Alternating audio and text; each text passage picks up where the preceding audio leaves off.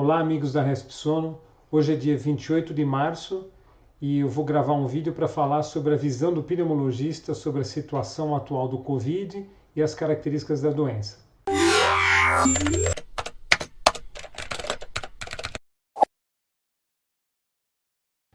Então vamos começar falando um pouquinho sobre o vírus. O Covid-19, ele quer dizer Coronavirus Disease 2019.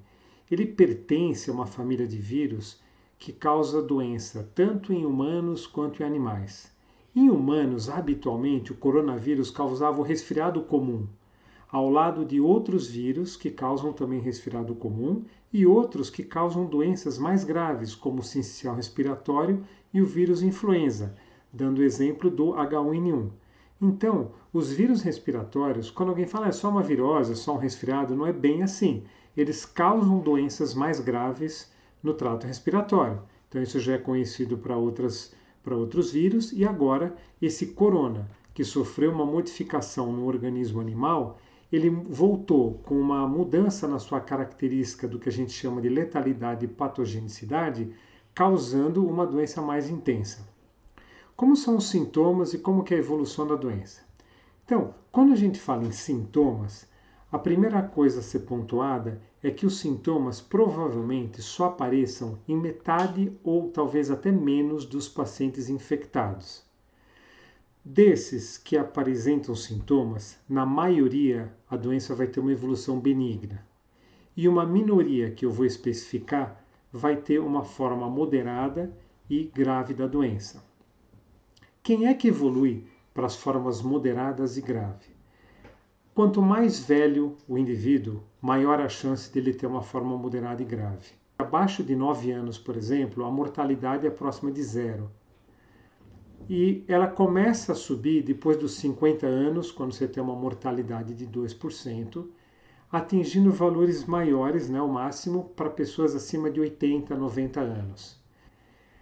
A comorbidade mais associada à evolução para a forma grave foi hipertensão arterial, ao lado de outras, como diabetes, obesidade, cardiopatia com insuficiência cardíaca, arritmias, pneumopatia grave, como é o caso do paciente com DPOC, aqueles que usam imunossupressores, pacientes oncológicos que estão em quimioterapia, pacientes com doenças reumáticas que usam imunossupressores. Essa seria a população de maior risco, mas isso não quer dizer que uma pessoa jovem não possa se infectar e ter uma forma grave, embora isso, felizmente, é bem menos comum. Como é que serão as fases da doença naqueles pacientes que são sintomáticos quando se infectam com coronavírus? A primeira fase da doença é uma fase muito parecida com aquela causada por outros agentes, na qual existem aqueles sintomas clássicos como congestão nasal, dor de cabeça e dor de garganta. Não obrigatoriamente o paciente precisa ter esses sintomas. No coronavírus, existem outros sintomas que podem ser um pouco característicos. Febre, em 70% dos casos, tosse em 70%, fadiga em 40% dos pacientes e já podendo apresentar algum grau de falta de ar. Alguns pacientes ainda relatam uma perda de olfato e de paladar. Então, isso aqui é bastante inespecífico, porque isso aqui pode ser comum, uma infecção por influenza, numa criança menor por um outro vírus respiratório.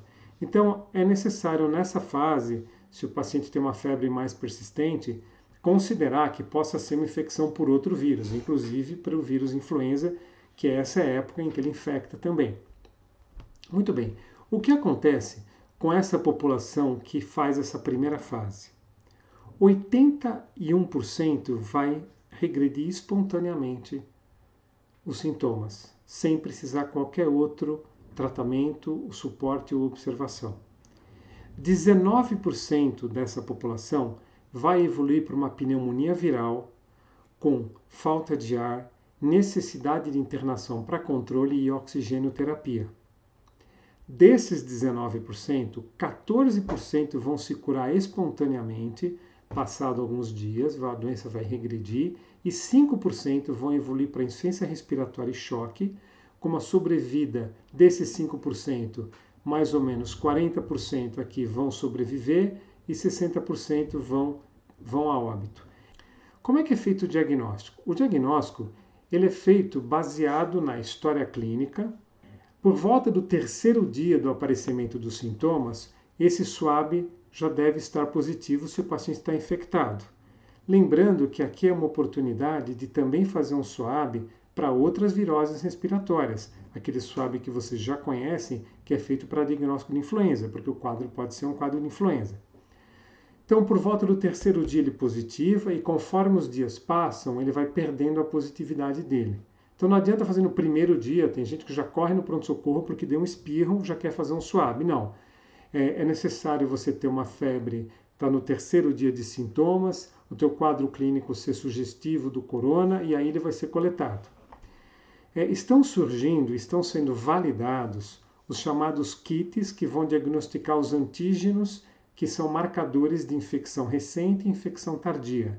Então a gente vai contar com uma segunda ferramenta que mostra a formação de anticorpos no começo da doença e depois ao longo do tempo aquilo que a gente chama de cicatriz sorológica.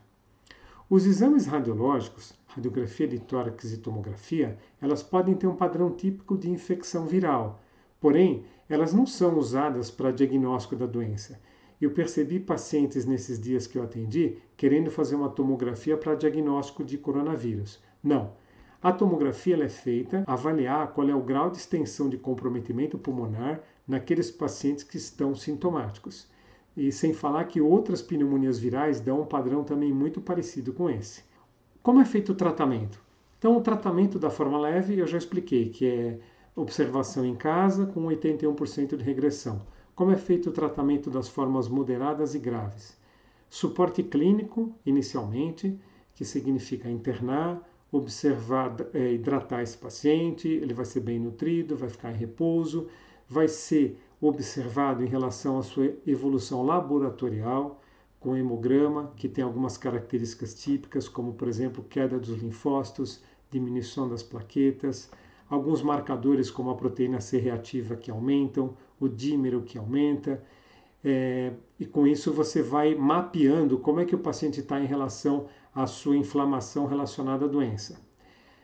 O paciente vai ser controlado do ponto de vista da sua oxigenação, habitualmente com saturômetro, aquele oxímetro de dedo, e se ele começa a apresentar piora da oxigenação e aumento do infiltrado pulmonar, é uma sinalização que é um paciente candidato a piorar. E se o oposto estiver ocorrendo, é aquele paciente candidato a receber alta, que é a maioria dos pacientes também.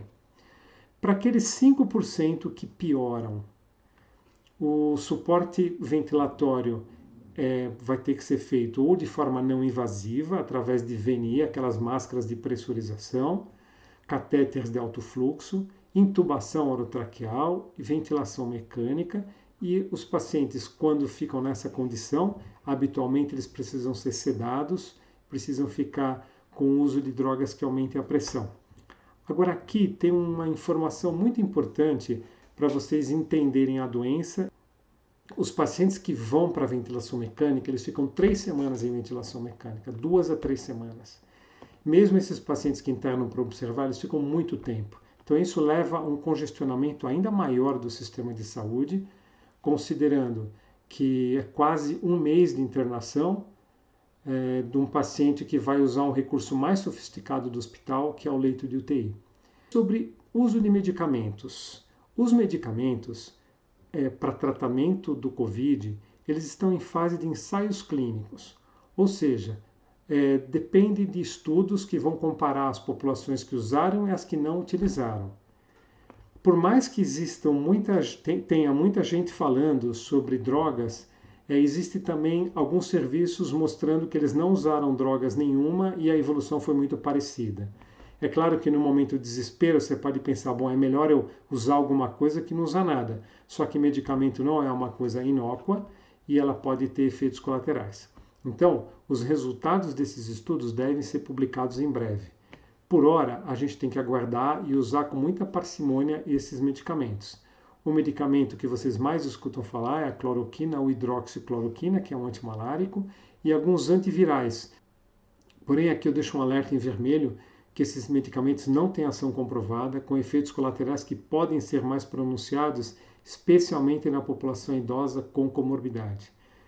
E por fim, uma pergunta que boa parte dos pacientes tem me feito, e aí eu gostaria de expressar a minha opinião pessoal. Eu não sou epidemiologista, porém, por tudo que a gente tem ouvido, se fala muito da diferença do distanciamento social, que ele pode ser feito de uma forma horizontal, naquela que você bloqueia todo o contato social, e de uma forma vertical, na qual você bloqueia só os indivíduos infectados. A gente tem um problema. Nós passamos da fase de fazer o bloqueio vertical, que é aquele que você pegava aqueles casos infectados que vinham de fora e você queria isolá-los da população em geral. A gente já está numa fase de transmissão disseminada entre a população e a gente não consegue mais saber quem é infectado e quem não é infectado. Para a gente fazer hoje um distanciamento vertical, a gente teria que ter milhões de kits para saber exatamente hoje quem está infectado, quem está naquela fase de incubação que está transmitindo a doença, para poder isolá-lo.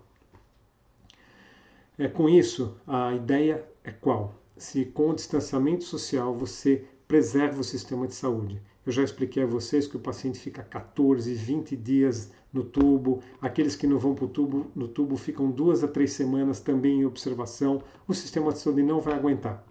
Então aqui tem uma curva mostrando qual é a proposta, por que o distanciamento social é importante. Aqui nessa reta seria a capacidade de atendimento do sistema.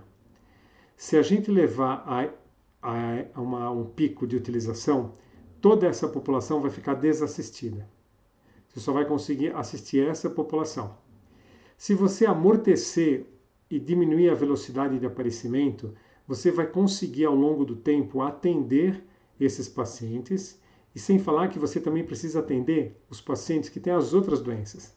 Infarto, AVC, sepse, pneumonia, elas não entram em quarentena por causa do Covid, elas continuam existindo.